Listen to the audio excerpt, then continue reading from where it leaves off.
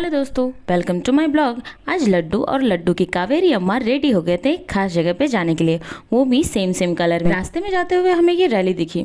लड़कों को ये सब करता हुआ देखकर बहुत अच्छा लगता है। फिर हम वहाँ पहुँचे। ये देखिए मेरे पति का इधर ये ऑफिस, मेरे आदमी का, और हम इधर सीएनजी ले रहे हैं। जेल में काम करने वाली की बीवी मॉडल, हम बेचारा खटता हुआ मेरा पति। और मैं ये अपने पति को फोन लगाते हुए कि तुम्हारे एरिया में हमें कुछ जो उखाड़ना है उखाड़ लो।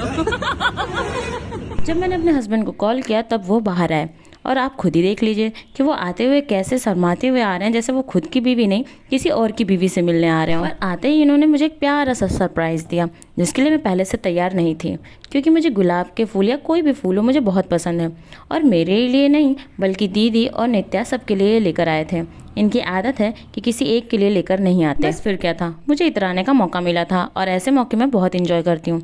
और फाइनली इसके बाद हम पहुँच गए मार्कंडेय महादेव। जी हाँ, वही मार्कंडेय महादेव जिनके बारे में आपने बहुत सारी कहानियाँ सुनी होंगी। ये देखिए मार्कंडेय महादेव, अभी पूरा दशा ही बदल गया है। पहले यहाँ पे कितने पेड़ पौधे हुआ करते थे, ये धूप पता ही नहीं चलती, पर सब चेंज हो गया।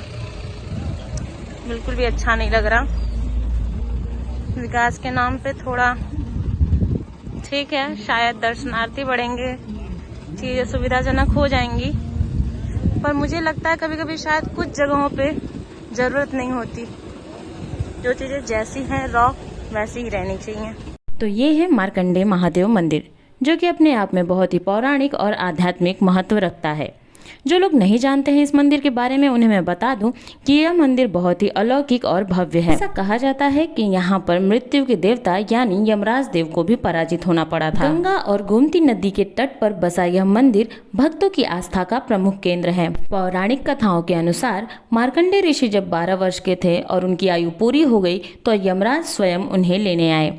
उस समय मार्कंडेय ऋषि भगवान की पूजा कर रहे थे।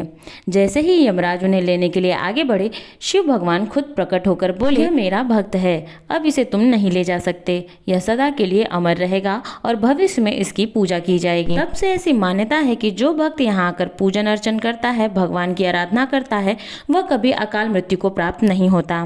और जिसे संतान सुख की प्राप्ति नहीं होती है, यहाँ पूजन करने से उसे संतान सुख की प्राप्ति होती है। तो ऐसी है हमारे भोलेनाथ की महिमा। अपने भक्तों के प्रति इतने दयालु होते हैं कि उनकी रक्षा के लिए स्वयं प्रकट हो जाते हैं।